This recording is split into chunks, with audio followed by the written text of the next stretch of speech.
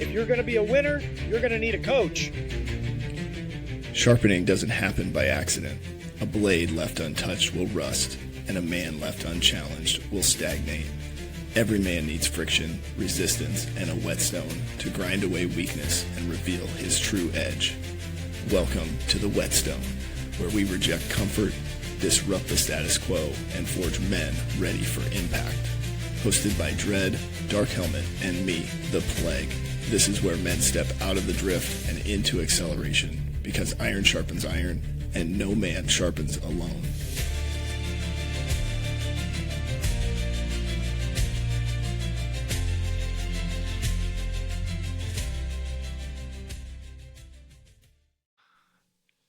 And we're back. And we're back. Nice.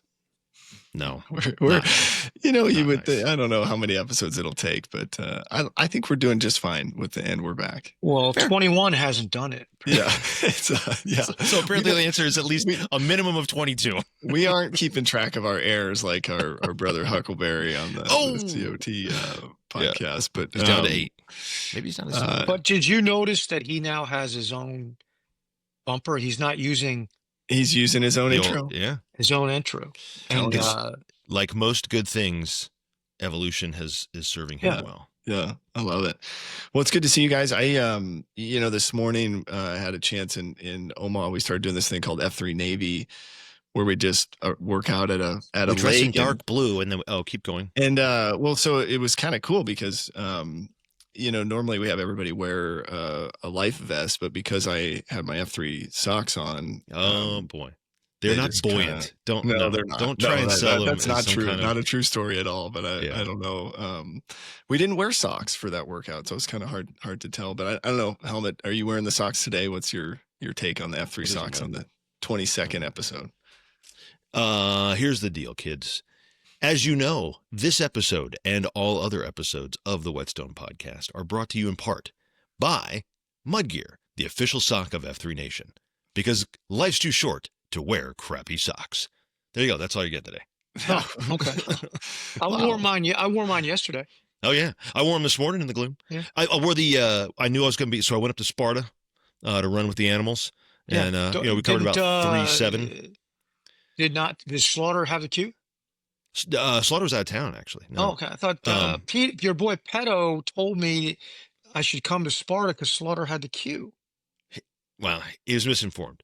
Okay. But I was there. A Blade, deep dish. The dish.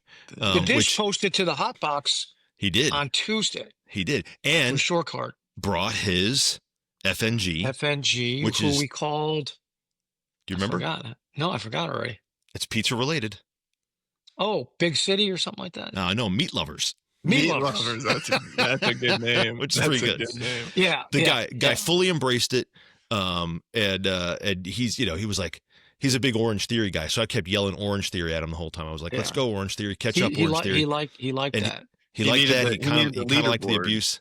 Yeah, well, he liked it. He liked the whole thing. So he came back. So he did literally 2 minutes, 3 minutes. Okay. I thought that guy was never coming back. Right. Because short card is the wrong place to bring anybody for an FNG. You shouldn't bring seasoned guys to short card. You bring guys you hate to short card because you want to never see him again because they'll never talk to you afterward. But no, he lives literally 2-3 minutes from Sedgefield, from the school. And so he was like, well, Sparta's the closest one. And I was like, well, good, we'll give you the other end of this. You've seen the heavy gear. Now you'll see a heavy run, and so he came out and he comported himself very well. The guy's, he's I mean, he wasn't in the front. No, he's a good shit. He did good. If you haven't been carrying around, concrete masonry units, kettlebells, if you haven't been wearing sandbags and rucks, then how could you possibly be prepared for that? I mean, I have been doing it, and I'm not prepared. Not prepared for it. It gets me every time. It's the grip.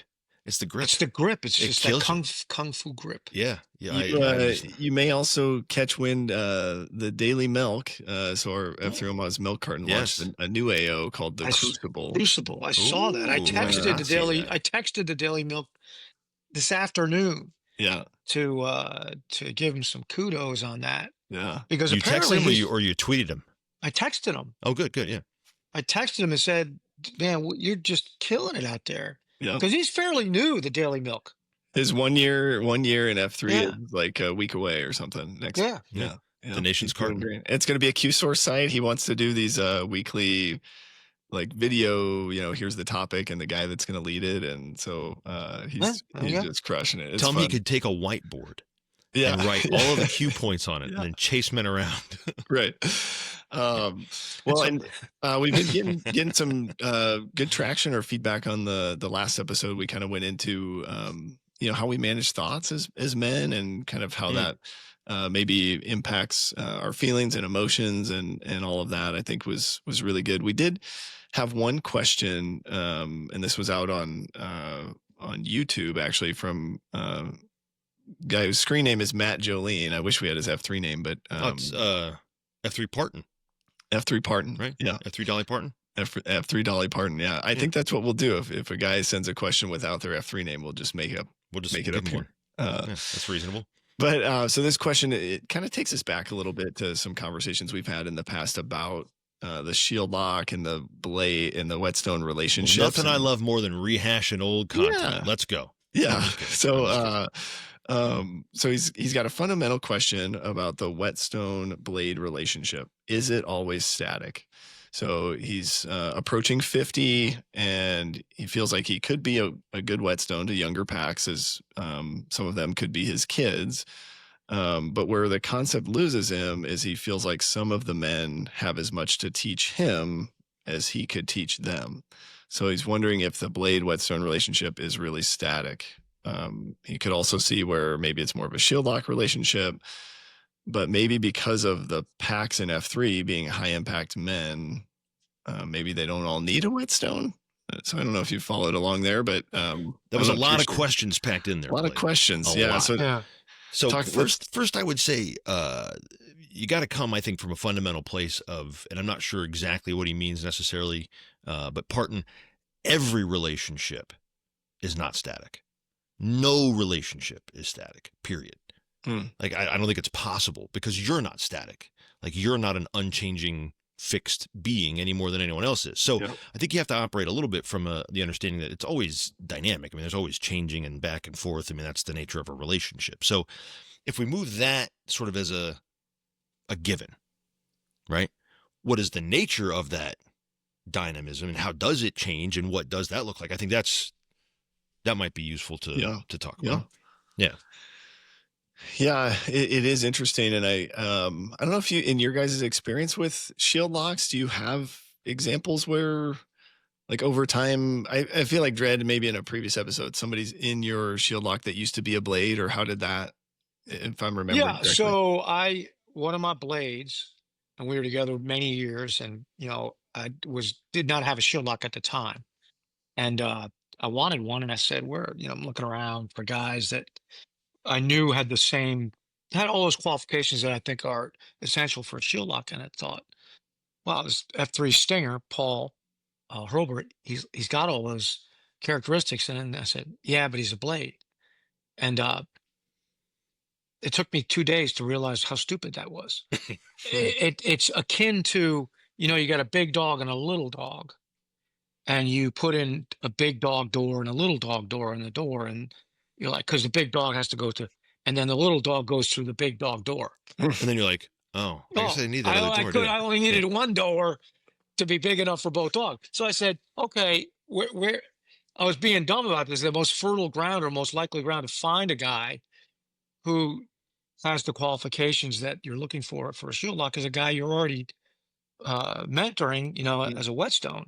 And I had felt for some time that Stinger was already, I felt like our conversations, I was,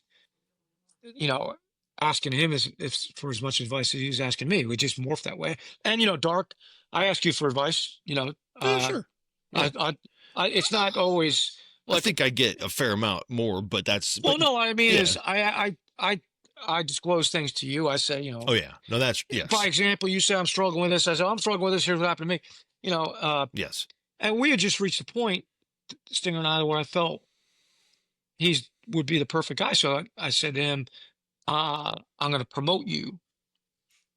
You can And you don't have to go through that little dog door anymore. Come in through the big dog door. Come on, big dog. And in fact, yeah, Guess who's getting called big dog next time I see him?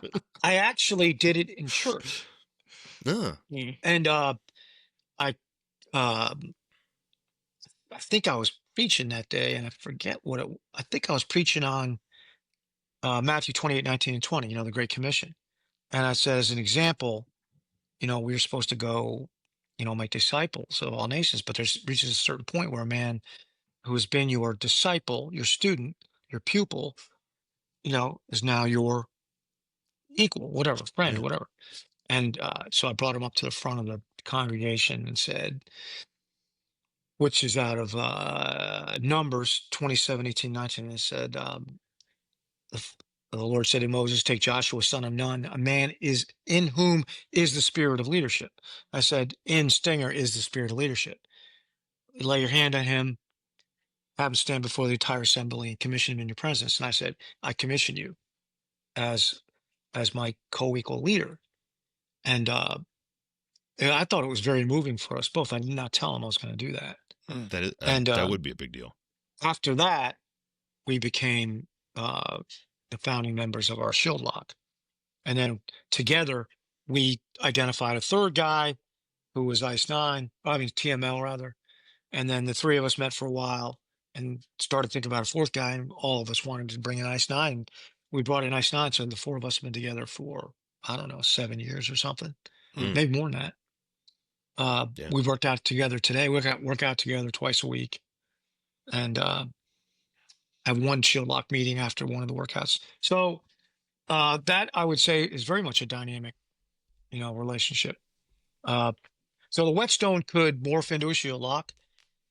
I think it could also, if you're doing it long enough, the younger guy could end up caring for the older guy in some way, We call it a diaper lock. A diaper lock. Because he gets old enough, you start changing his.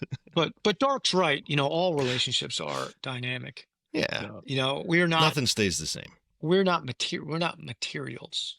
Material. Yeah, and I don't know that Parton there was really trying to indicate that it's always the same or whatever. But I guess it sounded maybe that's kind of exactly what you're talking about, Dredd. Where it's like, is it always a one-way exchange? Is it always I pour into you, you can't pour back? Right? Yeah, It's never. a one-way valve. That's silly. It never is. Yeah, but it would never work that way.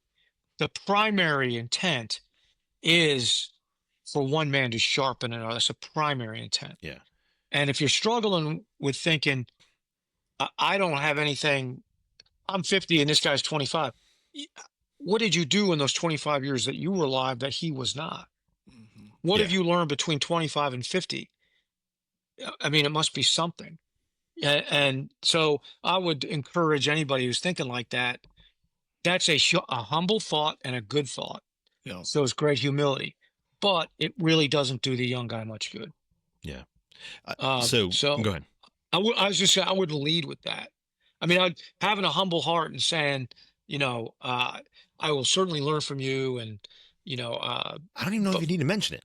I don't know if you need to mention it. I think you just kind of go in knowing that, like, sure. If you're an open guy and you like a lot of us are always looking for what's the next best, what are the best practices and trying to evolve and that kind of thing. So recognize that those things are going to come from anywhere. They could come from a blade. They could come from a guy you just met on the street. They could come from a lot of places. So you always got to have your mind open, because God is going to teach you in any number of ways from any number of sources in his timing. So you always kind of have to be trying to maintain fertile ground all the time. Yeah. You Soft do that for a heart, lot of open different mind. practices, right? Soft heart, open mind. So I think that I would say a couple things just to kind of to add on to what you said there, Dredd, too. And one is that for the engineers and the data analysts, it is what he's not saying is that it is the desired state to take and find a blade and then work with that man until he finally becomes part of your shield lock, and that's the next evolution. You don't get promoted, right? Like that, I would say that the case of Stinger, and I know Stinger, right? But I would say the case of Stinger is probably more rare than I think so. like that's a one-off. Mhm. Maybe it happens somewhere else in the world, but that's generally not how this goes. And in part, I mean, Stinger's a little bit older. He's he's He's not quite 51. okay. Yeah, that's So what I he's said. I 10 thought years, he 10 years younger 10 than me. years. Yeah. Yeah. So that's, is that common even that 10-year difference would be in a shield lock? Not necessarily, right? Yeah. I got one like that, right? I got a guy in mind that's 10 years my junior in my shield lock. But again, he wasn't a blade, but like it happens, but it's not as common, right? And I certainly wouldn't think that even though it has happened that a guy has come, from being a blade to become a shield lock. That's not the pattern. That's not the method. Don't get in your head that's like, oh, I know the program now. Like I'll go and find all these guys and then I'll, and then, it's, we come around to review time again and I've got to eliminate the bottom, 25% of my shield lock so I can make room for these other guys like, they do in corporate America, right? No, that's not how that works. That's not how that works. I don't know how, I know how Dredd did it for me. I haven't watched him take on other new blades, and we've been doing this for a very long time. I don't know, I think we talked about this before. I don't know, 8-9 years, something like that, 8 years maybe. And that we've been meeting like this, 7, 8, something. Anyway, but so he may have a different method now, but I just asked him. He said sure, and that was kind of how it worked. And the setup for me was, he kind of told me, he was like, look, we sort of follow. And actually, when we first started, I think that the framework wasn't as solidified because I think you were still kind of, just trying some things out. Like Q-Source was still pretty new, in terms of its out there and how we're using it. You just kind of barely finished it, maybe a year or so before. And so it didn't quite follow the thing. I tell guys, like when I start with a blade, and this, just happened a couple weeks ago, I sit them down and I go, well, look, here's the deal. I appreciate you asking. I'm honored that you would ask. My hope is to give you the best of what I got, but recognize, I ain't perfect, and you may disagree with some of the things I say. That's fine.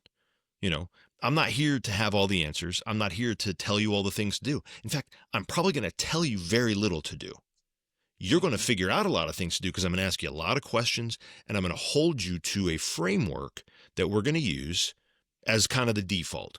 Now, there may be days when, you need to talk a little bit more about mammon than others, right? I got a guy, well, you talked about pedo earlier. Pedo is so heavy in mammon problems right now.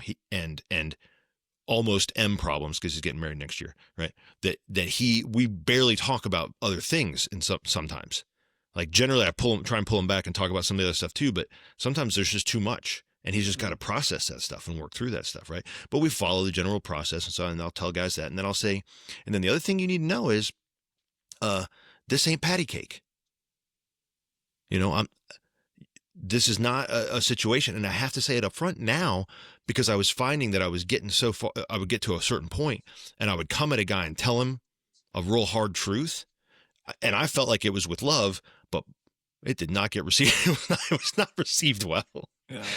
So I've had to soften my approach too, but at the same time, like I think there's a lot of a lot of value in setting it up well from the beginning.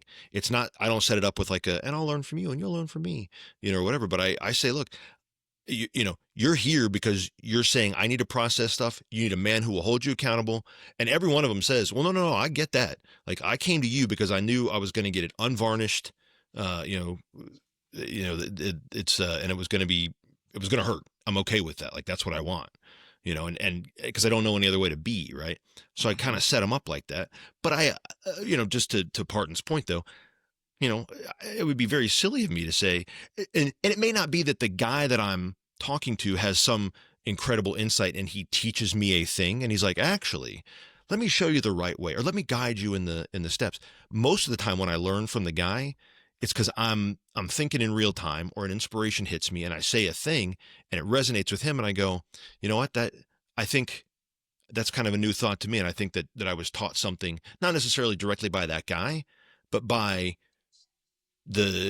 for me, it's a spiritual thing, right? That I feel like, hey, this is a new thing. This is the Holy Spirit telling me, hey, I just taught you something through this situation, right? And not to make it sound, weird, but that's kind of generally how that operates, right? It's not that this guy had some thing that he shared that was particular that I was like, I had not thought of the 7 steps to raising my daughter that way, but I might have shared something with him that maybe I hadn't thought before, or that I've been thinking, and then I can kind of test it out and see like, hey, does this resonate? Is this a thing? Am I, does that make sense to him? And then there's a little give and take, and I go, okay, I'm tuck that back, and that's a thing I learned, right? Yeah. But it's always in that dynamic, it's in the back and the forth and the, kind of a thing that I think you get sharper in your craft as a stone, not so much that you are sharpened maybe, but you become sharper in your craft because you're always honing that, as you're going through the reps. Yeah. Yeah. I had an interesting, a guy just reached out, not in a formal relationship at all, and had some questions for me about, alcohol, substance abuse. And like halfway through in my mind, I'm like, who am I to give any sort of guidance on this? And then I'm like, oh, maybe I've had some issues there. But as I was talking to him and just hearing his responses, it became clear that like the first next step for this guy is to go talk to his which so then in my mind, it was like, well, I just thought through what was helpful for me. What are the frameworks that I use to prioritize some of these things? But to your point about, like you're both getting sharpened, whether you want to admit it or not. Well, so one of the questions, and I don't know, I feel like we've covered this before about the Whetstone relationship, but different like barriers to the Whetstone, and I think like one of them, Dredd, you kind of spoke to is like I'm not qualified, right? And it's like, well, if you've lived 50 years, right, how do you help prevent that guy from getting the same scars that you got? But my question would be, in terms of other barriers, if a guy thinks he could be a mentor, but nobody's asking him, should he go ask other guys or to be his blade, or how does that work? Yeah. I do. I'll walk right up to go ahead. Do you say ask? You talk about a guy. Should a guy seek blades? Is that what you mean? Yeah. Yeah, sure. Yeah. So you just find a guy and say, hey, I think I've got some. Let's go get how about we just go get a cup of coffee? Yeah. Go get a cup of coffee, have coffee, ask him a bunch of questions. At the end of it, say, man, I enjoyed spending time with you. How about we do this again? Where are you next Tuesday? Do it again. Right. And a guy, I'm gonna tell you something. That's kind of that's a little bit of a gentler approach. And I've used it, right? Because I learned that from Dredd. I think it's a good one. And there's never been a guy who's like, nah, you're kind of a loser. I don't, you know what I mean? Like a younger guy, generally speaking, if you're living your life right, if you're on the path and you have largely gotten right, and you're living your life right, and your relationships are in good order, and you're having success in your mammon and things like that, and your boat is upright. I have yet, and I can't even imagine it. A guy who's a little bit younger, has a little bit younger kids, is kind of in that stage where he's like, I am just running myself ragged. And a guy who's older than him and maybe a little wiser says, hey man, come, let's have coffee. Right. And then he says, hey, I really enjoyed that. We ought to do that again sometime. He's not going to be like, this is terrible. Mm-hmm. No one's going to be sad about a guy who cares enough to pour into him. It's just not going to happen. Right. It's just not. Just think in your own life. Has anyone who expressed a sincere interest in you ever offended you? Or I mean, and when you think of, who do I want to spend more time with? Is it a guy who expresses sincere interest in you, or a guy who thinks you're a piece of crap or ignores you? I mean, it's really not that hard. I mean, I had a 20-minute conversation with the woman in the dry cleaners today. I mean, 20 minutes. And all I said was, gosh, she said, I said, oh, you're all here, you're alone today working. But you said, you seem to be working a lot because I don't usually see her. And she said, well, we can't find good help. I said, yeah, it's pretty hard to get. And I said, where do you usually look? and and then the floodgate oh, was right. opened, and yeah, And she's telling me about how she immigrated from India and how her daughters are both doctors now. It was Hmm. a 20-minute conversation, and to everything she said, I just asked the next most logical question Yeah. in my mind, right? Well, yeah, my daughter's a doctor. What kind of doctor? right. I mean, Now look, it, some of that's because Dave, you're a genuinely curious person. Some of that comes from your training, right, in litigation to ask next logical questions, right? But generally speaking, it's because you're just you actually care. Hmm. yeah, well, I Like do. you're, I was yeah, like you're sincere. genuinely interested in this person's life. Like, so you don't have to make it more complicated than that. Is kind of what I'm saying, Yeah. right? Okay. Just start out with and I appreciate what you said. I don't know how curious I am. I guess I'm curious. I think you Uh, are. but I do have a sincere interest in people that are around me, and I know from long experience that the best way to uh, manifest that is to ask them questions about themselves. I Yeah. Yeah. mean, Dredd, let me teach you something as your yes, blade really please quickly. teach me. Of course you're curious. Okay, Plague. I'll just tell you. He says, "I don't know if I'm curious or not." Every time I say something in a meeting that we're having, even if it's not a Whetstone meeting, if we're just chatting or whatever, anytime I say something that he's not really 100% sure instantly right to the iPad, and he starts Googling. He starts, searching. Tell me he's not Oh, curious. that's I don't know true. if I'm curious or not. I don't know. Yeah. Like, oh no. Oh, you only collect facts like they're, precious moments figurines and put them on. Like, come on, man. Like, what? Yeah. Right? Maybe Yeah. so. So But go if ahead. you start out with this premise that no one is ever going to be offended by a man taking sincere interest in them. Start out with premise number one. Premise number two: every man is lonely to some degree. Mm. Yeah. Hmm. To some degree, he's lonely, and because of that, premise number three: anybody will talk to you.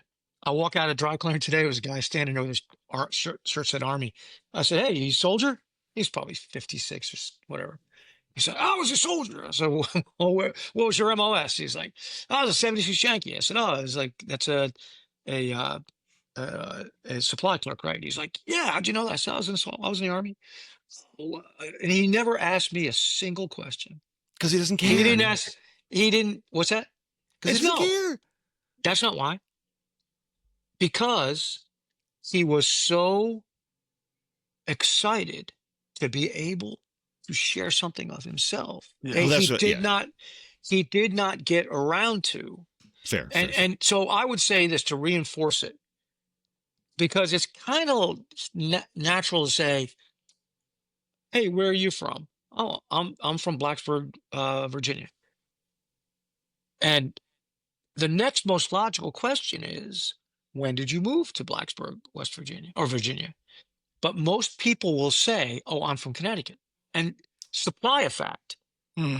And if you can break that habit, discipline yourself enough to say, ask the next most logical question, get the guy's name in the conversation, use it 3 times, try to tell yourself a little mnemonic that gives you a little device to remember it. As soon as you walk away, write it down in your phone. The next time you see that guy, "Hey, Bob, you still, whatever." I mean, you have made a friend for life, Mm. and it really is that easy with blades. So when I see a new guy at a workout, was if Dark's talking about how Metro has a kind of and if our onboarding process isn't very good, and that's There ain't probably one. greatly my fault, because the way I did it, and since OET Cup, a new guy come to the workout, I would go up to him during the workout, and I'd say, start asking him questions during the Yeah. workout, and start, like I did with pizza guy, meat Meat lovers. lovers. I Yeah. said, and I started asking questions. We get to the end. "Where'd you go to college?" "Yeah, American University." And I said, "I honestly have never heard of that. What is that?"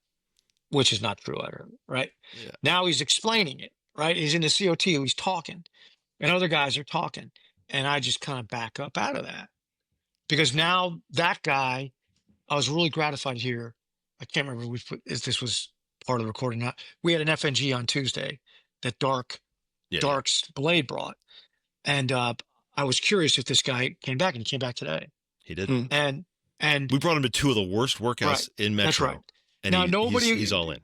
Nobody walked up to him after the workout with a clipboard and said, "Hey, we need to get some information. Here's how you get on Slack." We don't have anything like that in Metro. We just ask a bunch of questions, mock you a little, and say, "Here's the next one." And a lot of guys come back. You know, a lot of guys come back. But I think the key is the next time you see that guy is you just have to start talking to him. Yeah. I mean, so when he showed up today, one of the first things I did, and he showed up sleeveless again, which I thought was funny. Sure. And so I asked him, and I said, so what do you do? I said, and I can't remember exactly how I phrased it, but essentially I said, didn't they teach you at American University you're supposed to have sleeves on your shirts? That's good. Right. And then he ha, right. He's right in it because he was showing up to a place where he saw me on Tuesday. He doesn't know me, but he saw me on Tuesday. Right. And Deep Dish was there. The guy who EH'd him was there, but he didn't know anybody else. Right. And so you say something like that in front of the group, and these guys are, and then, Pate, or what does he call himself now? I can't remember now. Saute or something. Yeah, I don't remember what he's calling himself. I call him Pate. I think his name's Pate. It is Pate. It is, Nick. It is Pate. But if you look at it written somebody started out, calling him Saute. It spells Pate. It's Pate. Yeah. Which is apparently some kind of goose liver. Well, you can make pate out of a number of things, but goose liver, I think, is one of them. I think the preferred pate. Yeah. Yes. But all that to say, can you go and just recruit a blade? Sure, by being interested in the human being. Absolutely. Yep. And I will say a little more, an approach that I've used is a little more direct. And I'll share that in a second, but going back to just to kind of tack on to something that Dredd said, because he said, one is, ask the next logical question, care, those kinds of things, right? Let's say that you are not a guy who's really good at, in that moment, you feel a little too much pressure sometimes and you kind of shut down. You're like, I don't know what the next logical question would be. Like, if you just relax, it'll come to you. But if you don't know how to do that, here's a trick I use all the time, right? A guy will say something, I'll be like, tell me more about that. Yeah. That's what I gotta say. Tell me more. Don't make it a big deal, right? Tell me more about that. And then something will come when he's talking, right? But an approach that I've used, you're talking about recruiting blades or getting blades. Yes, I could go the soft approach. Unfortunately, guys down here where I am know me well enough to know at this point that if I say, "Hey man, let's grab coffee," they're like, "I'm about to get the, he's going to tell me something," like he's right. And so I try not to, but so I just go straight to him and I go, "Listen, like, so if you were down here and I know you didn't have a Whetstone, I would sit you down and I'd say, 'Hey man, let's grab coffee after a thing,' and they'd be like, 'Oh boy, I'm about to get something,' right?" And then I would say, here's the thing. I've noticed you're an accelerating man. You're getting after it out there. And one of the things that I always say to guys that I'm like, I admire the way that this kid is moving. I like the direction he's going in. And I want to make sure that he gets the things that he needs so that he can be maximally effective. Right? So let me tell you what a Whetstone is. And let me tell you why I think you need one. And I'll explain it to him. And then I'll say, now look, I'm not saying you need I'm not saying you need me as your Whetstone, right? Although I'm happy to help if I can. I'm saying what you need, your next step is to look and find a guy that you say to yourself, that's a guy that I admire, that I respect, that I think would have some things to share with me and that I feel connected enough to. And then he goes, well, how do I figure out who that is? And then I say, well, the first thing you do is you go, hey man, can I get a coffee with you? Right. And then you go ask them a bunch of questions. Right? Not so, go interview some guys, right? Yep. Go figure out if they're a good fit. Go figure out if they're guys that you connect with, right? Yep. Ask them some questions about I love it. It seems so simple, right? But then I think the other part of this question kind of towards the end, and I know we've talked about this because I know I think Helmet, one entire episode you walked me through this like question of maybe I don't need a Whetstone, or maybe we've gotten so good at producing high Well, impact men. yeah, that you people don't probably need don't. Whetstone. I think we've been over that. You probably don't. You already know everything, so you're good. That's not true. But talk me through that maybe one more time. Just this idea, right? That like, well, maybe a guy is so, I don't even know what that word would be. He's got it together. He's good to go. He's put Yeah. together. But I guess from my perspective, I feel like we all need a Whetstone, and something I realized personally is I probably need one more the less I think I need one. Are you talking about you need a stone or you need a blade? You need a stone. He's saying you need a stone. stone. He's saying, I got it all figured out. I don't really need a stone. Nobody needs to tell me. I'll tell you what. Chat GPT can be my you want to put this to the test. Here's what you do. Yeah, Chat GPT could be your stone. Good choice. Put this to the test. This is what you do.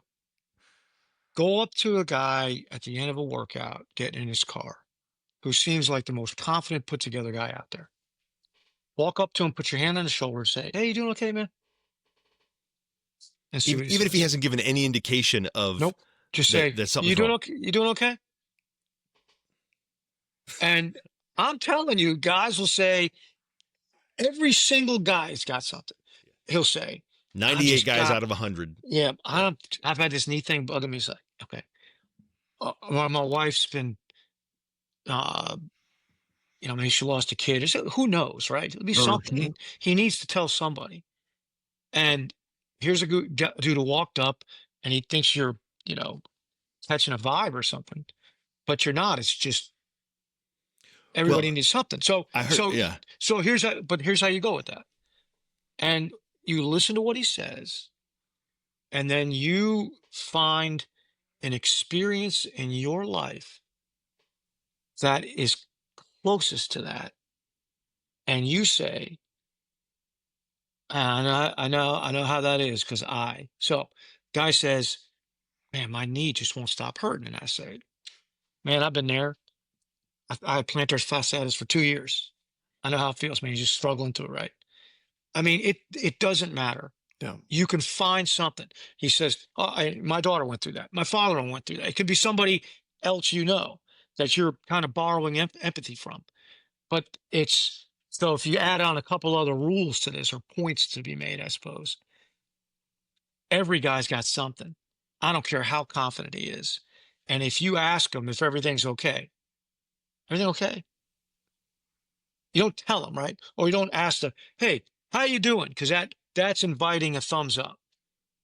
You don't do it in front of everybody else. You do it after the workout. He's kind of getting back in his car. That energy's starting to slow down. You doing okay? He's going to tell you something. Mm-hmm. Well, I mean, it's going to be a very rare guy. It's like, I'm 100%. It's all good. Work's good. Wife's good. Kids are good. Not worrying about a darn thing. Mm-hmm. Because I was going to say, now you may find the guy who's hiding a little bit, and you walk up to him, and he says, "Oh, yeah, no, I'm good. Everything's fine." And then if you go right in behind it, I'll tell you, and say like Dredd said, and go, "Oh, so wife's good, kids are good, work's good, everything's perfect." Right? He'll go, "Wow, perfect. Yeah, perfect. People just don't do it. Yeah. We don't do it. We think, I don't want to intrude on his privacy. Intrude on his privacy. Well, you're not really intruding on his privacy. But it doesn't feel authentic. But it's not authentic for me it doesn't feel authentic. It feels like I'm faking it. Yeah. It doesn't feel right. It's like the guy's game warden. Guy's a game warden in a stop me if you all know this one. Guy's a game warden out in Wyoming or someplace we have game wardens now. And so a big part of his job is to catch poachers, right? Hunting out of season.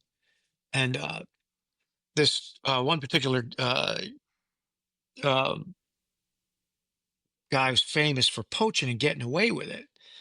This game warden decides, I'm going to catch this guy. Okay, I wrote the story down. I'm going to get this guy. So cold morning, out of season, 5 o'clock in the morning, goes and waits outside the guy's house. See if the guy's going to come out. He's going to follow and catch him in the act. About 5 in the morning, back door opens. Poacher comes out the back door and goes, all right, Mr. Game Warden, you might as well come in and have a cup of coffee. Game Warden's like, son of a bitch. Gets up out of the bushes, comes inside, drinks a cup of coffee. And so he's like, you're not going to get me today. All right. He waits a couple of months, does the same thing. Game warden waiting. He's, I'm going to get him this time. Poacher comes out in the back porch. All right, Mr. Game warden. Why don't you come in and have some coffee? See you out there. The guy walks in, has a cup of coffee, son of a bitch, right? So finally, this goes on for a couple of years. Game warden gives up because somehow that guy, he must have cameras out there. I don't know what he does, but I'm just never going to catch him, right? Do you see where this is going, Plague? He's getting ready to rotate out of, Missoula or wherever he is, right? So he goes up to the poacher and he says, "Man, I'm leaving, so you might as well tell me the secret anyway. How the heck did you know every time I was hiding out in the bushes, you got a camera out there or something? I promise I won't tell the next guy." And he goes, "No, man, I just walk out there and say it every morning. Every morning I walk out there and say it. And 3 or 4 times you were out there." Now, that's the same premise, right? Right. Yep. It's the same premise. Every guy's got something. Mhm. And if you say, "You okay? You like that poacher," and the guy's going to jump up out of the bushes and say, "I don't know how this son of a bitch knew it, but yeah, I'm looking like I might get ripped." Yeah. Hey, you want to talk about it? Fired, or yeah, whatever. I've been fired. It was pretty dark, man. Well, what'd you do? I sucked it up and I got through the other side. Happy to talk to you about it. I know exactly how you feel. Man, that is a hard invitation to resist, right? Yeah. I mean, it is a hard invitation to resist. And this is the reason why F3, the dynamite of F3, this is why it works so well. He already knows that you're a good dude because he just slung a kettlebell with you for 45 freaking minutes. Right. In fact, He already knows, right? in fact, He watched you sweat, struggle, try to keep up. He watched you do all that. Mm-hmm. Well, and I was going to say, and now we've evolved to the point where this literally just happened moments before we started recording today. Guy in our company who's the director of sales, I gave a referral, for a kid to be a salesperson. And he goes, so he called me. He's like, "Hey, you know this kid?" And I said, "Yeah, I mean, I kind of know him. I don't know him real well, but I've met him a few times and stuff like that." I said, "He's an F3 guy." And he goes, "Oh, okay." Well, then I answers like 15 questions. Yep. Yeah. That's all he needed, Right. Yeah. Here's what keeps happening to me. I mean, I might have to get out of it. I might have to change jobs. I mean, because I had to deposing a guy the other day. We get to a break and he goes, "Okay, so this guy's an adverse party. I'm deposing him. I sued this guy for fraud." Yeah. Yeah. And we get to a break and he said, "I got to tell you, man, what you've done with F3s." He starts just throwing on, and he starts asking me questions. I'm like, I was like, it'd be better served a different time, but you know what? Yeah. Yeah. yeah, but I mean, even this guy, Yeah. I mean, I'm the guy who filed a lawsuit accusing him of fraud, and he's got nobody to talk to. I mean, it is. Mhm. He's like, "Do you have any advice about, losing weight?" And I was like, "Yeah, I mean, how do you, we get in this conversation at a break." Then 5 minutes later, his lawyer's sitting there looking at us. And then 5 minutes later, I'm like, "Anyway, so you knew that this retaining wall had problems, and yet you didn't tell my client, right? You never told him." He's like, "Well, I didn't know he had problems. I didn't know." I mean, it's crazy, right? Yeah. That's how deeply men need to. That's why F3 works everywhere it goes. Yeah. And how we know it works. Like, how do you know it's going to work in Omaha? Just go out there and say, "Game warden, you come on." There's going to be a guy. May as well come in and get coffee. They're going to jump out of the bushes. They're going to jump out of the bushes. So, bottom line, this whole Whetstone thing is, you can just be 100% sure that every single guy that you come into contact with is only one of 2 guys. He's either a guy that will admit he needs it or a guy who won't. That's the only 2 things. Because they both need it. Mm-hmm. Or he's a sociopath, but that's different. That's true. Yeah. And you may not be the guy, like Dark was saying, but through you might find the guy. Yeah. And I just don't. I'm a little different, Dark. I don't like to put the pressure on the guy to formalize it. Mm-hmm. No, that's fair. Yeah. I just want to get it rolling, and then somewhere down the line, it's kind of like a woman who's reluctant to date you, so you start hanging around doing things with her. And like, like, no, no, we're just spending time together, whatever. And suddenly you're, are we dating? Are we? I Yeah. don't. I don't want to put a. We want to put a name on it. It's kind of like that, right? You Yeah. just kind of just easing it. I guess actually it's a very similar idea. You're creating the relationship. You are initiating the relationship with someone wants a relationship, but has reasons why they're resisting it. Yeah, that's a Right good on the point. edge Like, of being a stalker here, crazy. I've been hurt. I've been hurt. Don't. There's a reason why. Yeah. You might. Okay, but that aside, every dude out, and that's again, it's F3. A guy came out at 5:30 in the morning instead of going to the YMCA, a nice warm, cozy YMCA, and working out on an elliptical next to a fern at 7:30. He's at five. It's at 5:30 in the gloom Mm-hmm. in a concrete box. He is there for a reason. It was even raining on Tuesday when Meat Lover It was came. raining. Yeah. We had 23 guys Yeah. at Shorecard in Which is F3 Metro unheard of. on a day it was raining. Yeah. Yeah. And there's no other explanation for it. Those guys are all there because they need that We gotta connection. have it. Mhm. They gotta have it. I love what you're saying and how simple it is. It really just this call to action, right? To just be curious, care more about other guys. I would just throw out, for me, I came in pretty broken, right? I was still actively using drugs and had a lot to hide, and so I would just encourage guys to do that more than once, right? Don't just, well, he said he's fine, and so Yeah. do it the next time you see the guy, because inevitably, if he's not going, maybe he's not going through anything now. But the other thing I would say, and I know we talked about before, the 3 Ps or maybe the 4 Ps, but just remembering that everybody's experience with other men trying to care about them is a little bit different. And so just, I think if you do it in a genuine way, and I love how easy you guys are saying, just ask the next logical question. That's because I think we know we need a Whetstone, or we know we need these relationships, but we still see them not happening. And so and maybe that's a connection to our most recent episode of, because we create all this story, right? Instead of just, the fact is we all need these relationships, right? And so instead of creating all this story that prevents me from taking that next step to just genuinely care for someone, we kind of freeze. But I'll share one last thing kind of to that point that I think that you said there. And I was telling my daughters this the other night. And so I would say this to the men, because I think it'll help, or I hope it will. No one's coming to help, right? No, the responsibility is yours. I know that that's hard. I wish it was different. I wish you could outsource a lot of these responsibilities and these things to institutions and to other individuals and to ChatGPT and to whatever else you think it is that's going to give you those answers and stuff. And I'm being sincere. I really wish that was a thing, because everyone's life would be much easier. It is not the case. Seriously, I was just telling my daughters, because, they say, you insert problem here, right? I don't have any friends, or I don't have that, or whatever it is, right? Doesn't matter. I get it. I know that it's exhausting to be the guy that has to step in and do the thing all the time. Mm-hmm. And to sit and go, why can't anyone else take charge of this? Why can't anyone else do this? Why can't, right? Any number of things.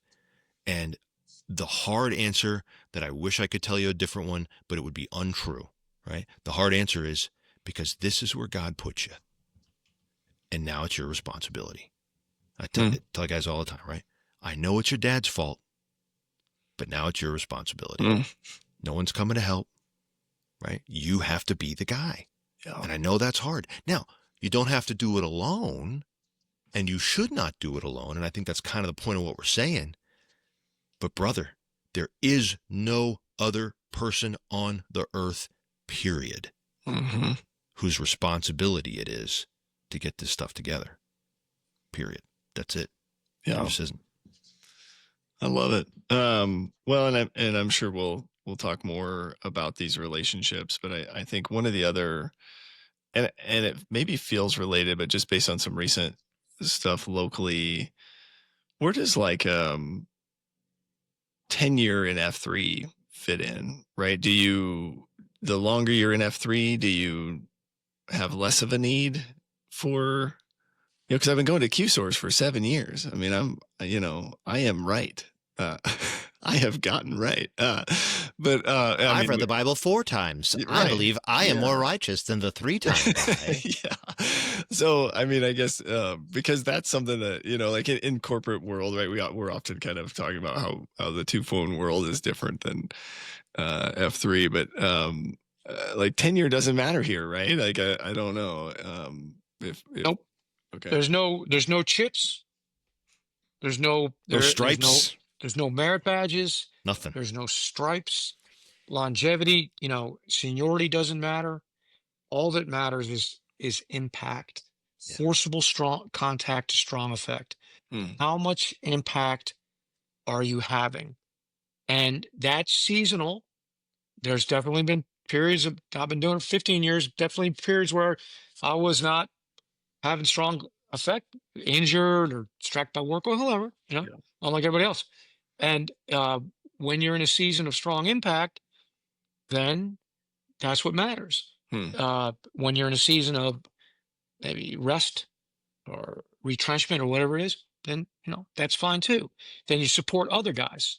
But the fact that there's really it's cyclical in the sense that you are trying to become more right so that you can live more right, so you can lead more right, so you can leave more right. Like it's never really ending. I keep waiting for the original Q source meeting to end, because like we've been through the book like 6 times now, 7, whatever it is. And I still get some new guys, but some guys been there for years. And I said to one of the guys who's been there for years, I was like, "Are you getting tired of it?" He's like, "No, every time we go around, I hear new guys come in and say new stuff," which to me is a great honor because I wanted to write something that would be dynamic. Actually, what I thought was, and this may happen dark someday, is that it would be revised by somebody other than me, like a field manual. It's right? may or may not be in process. Right. Who knows? That it would continue. It would be dynamic. Yeah. But that's for greater minds than me. But that is why it is a movement sustained by individual initiative and on the ground leadership. And so your man, milk carton, what I call the daily milk, when I saw him start a workout, and I've been watching that guy through social media for some period of time, I'm like, look at that dude. He's just having impact, right? He's been unlocked. Yeah. He's been unlocked. He's unlocked. That's exactly what it's, all that stuff's inside us. I mean, that's another thing you could say to every man. You can make assumption about every man is he does not want to live a life of quiet desperation. Does not want to. Right. He's been sad clowned and he's stuck in it and he needs somebody to get his boat right so he can start rowing. Because he started to believe that there were no other options. He thought he was stuck. He thought he was stuck. There was nowhere to go. And say to him, well, look at your brother. Right? I mean, how about that guy? Could you help him? I could. Go do it. Yeah. And then he forgets about himself. That's the beauty of it, right? You forget about yourself. Yeah. Soon you start helping the other dude. You walk out in the morning. I don't have time to walk out in the morning. Like, oh, I'm tired. Don't feel like doing this bad. And see some dude just struggling mightily. I'm like, oh, I'm going to help that dude. That's why it works. Yeah. Here's the shower thought. It wasn't this morning. This was a few days ago. F3 is a giant exercise in learning how to stop thinking about yourself so much and learn to love and serve others, to reduce your ego and your arrogance and your self-aggrandizing, and serve and pour into others. It's just a big, if you look at it and go, it's a framework to get you to do that. It's just one big giant exercise in that, right? You get just enough right that you can turn around and go help another guy get right. So I come out a few times and I'm like, okay, maybe it's as simple as I know the AO now, right? So when a new guy comes behind me, I can go, watch out for the hole right there, right? Or, he's going to take us up this hill. Just know you're coming up a hill, right? Whatever it is, right? It doesn't matter. And then you get just enough right that it's like, hey, I think he's ready to lead. And so, okay, he jumps in and he starts leading some workouts, right? But you're not leading them for yourself. You're leading them for the other guys. So it's just this big giant, like if you look at literally everything that we do in F3, it is all designed in that framework to say, look, man, you take the good thing, you learn it, and you internalize it just enough so that you climb the mountain so that you can instantly run back down and go, guys, you're not going to believe what I just did. Come with me, right? And you get them here. And then you go, hey, fellas, I'm going to go ahead and I'm going to see what is over the next peak. You do me a favor. While you're here, run back and down the mountain and go get a bunch of more guys and get them here. That's it. So quit thinking about yourself, right? It's an exercise in learning to stop thinking about yourself so much and learn how to love and serve others. That's it. That's the whole deal. Yeah. And it's so simple, like that article that Antonio Table sent Dark and I. Was it at a New York Times or something? Yeah, that's always the New York Times. It's always it was the New York Times. about something called man keeping. And it was women who felt overburdened by the fact that they had to be responsible for their husband's social interactions because they had no friends and nobody to talk to. And how, and so this person writing the article, and I read it, and I thought, you are a very smart person, but you are not a very wise person. No. Yes. And I used to get a little bit frustrated when I read these. I'm still there. There's so many of them. Male loneliness. And I'm like, walk out the door somewhere in your town. There's 20 guys out in a Walmart parking lot doing push-ups together for free. You can go solve that problem for free overnight. I mean, the first time you walk out there, you're going to realize you're going to one workout, throw up on your shoes, and then you're drinking coffee with guys, and you'll be with guys just the same way you were when you were a kid. You're relieved of that. You can go home and tell your wife, okay, honey, we don't have to talk. I'm not going to whine to you for the next 2 hours, yeah, right? You're I'm good. Like, and the reason why they can't see it is because it's too simple for the smart brain to wrap their, it can't possibly be that easy. It can't possibly be true. You could describe it to them. You could show it to them. No. So, well, experience it. Go out for yourself and do it. Yeah. Not ironically, it was after the New York Times article that I spent like a week straight on Twitter, just hashtag come and see. Just come and see. I think we are, as a culture, had just built up an incredibly complex web of reasons to not be proximate. Yeah. I mean, unbelievable number of things to isolate ourselves. Right. And people blame it. They're like, oh, the phones have done this to us. And I'm like, no, they wouldn't design the phones like that if you weren't trying to get there. Yeah, already. It's the phones. Yeah. It's the phones' fault. Don't. It's not the phone's fault. It's the phone's fault. Yeah. Or it's COVID's fault. Yeah. Whatever. Right. It's your fault because it's right there. Yeah. Right? What there is no other one else. Everyone else is not coming. It is your deal. Go do it. It's your deal. You are one of three things, man. You are a difficult person. You are a manager of difficult people, or you're a hermit. One of those three. And did I mention I'm buying 55 acres off of the middle of nowhere? Right. Maybe I'm going hermit for a little while. Yeah. And so that's it. And if you want to be a hermit, a socially isolated person, who is a burden to your wife, then okay, but that that makes you a difficult person. Yeah. Meaning, definition of difficult person is a guy who makes problems for other people instead of brings them solutions, right? You're either an asset or a liability. And if you You don't pick. think you're either, you're a liability. I mean, yeah, that's the default, right? Default is a liability. Right. You have to choose to be an asset. Yeah. That's it. That's it. So that's why you have to go out and encourage other men. I could talk about this forever. Where my mind was going is it's almost like a death row pardon 2 minutes late. And isn't it ironic? Don't you think? God.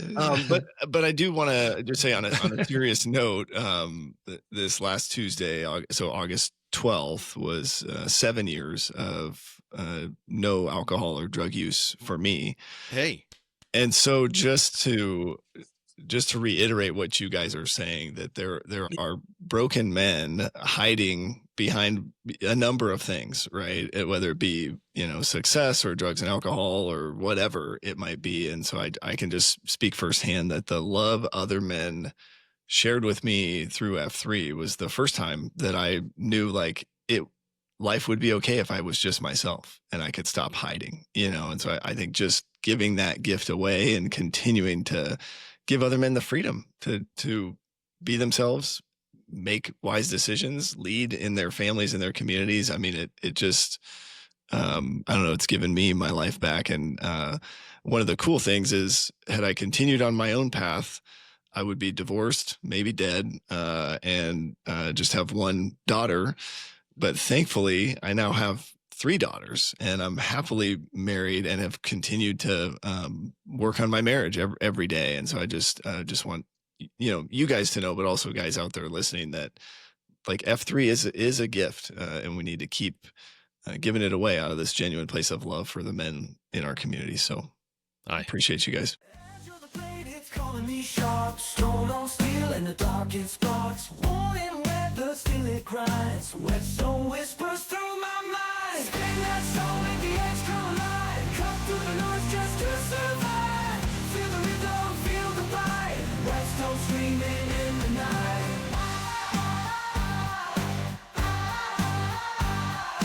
Hands on fire, pushing through the grind. Sweat and sparks leave the past behind. Sharpen, ready for the fight ahead. Whetstone house till the hunger's fed.